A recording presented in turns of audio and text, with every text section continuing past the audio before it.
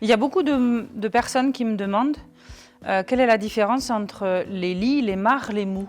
Le mou, c'est quand tu rentres tes raisins dans la cuve, ben, c'est cet amalgame de peau, de pulpe, des fois de morceaux de rafle, il peut peut-être y avoir quelques feuilles.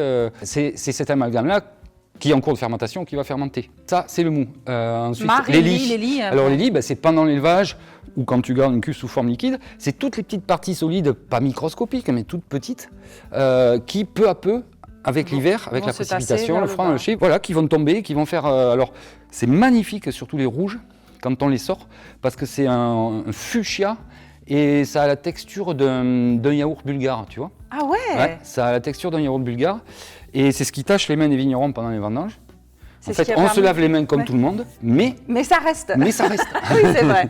Et après, le marc, c'est ce qui reste une fois que le vin est terminé, c'est-à-dire tu fais ta fermentation, tu vas presser ton mou et il va rester toute la matière sèche, c'est-à-dire les rafles, des pots. Alors avec les pressoirs aujourd'hui, on peut avoir des trucs vraiment très secs que l'on va évacuer.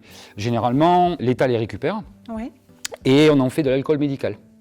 Ah ouais, voilà. Donc tous les alcools pour les désinfections. Ouais.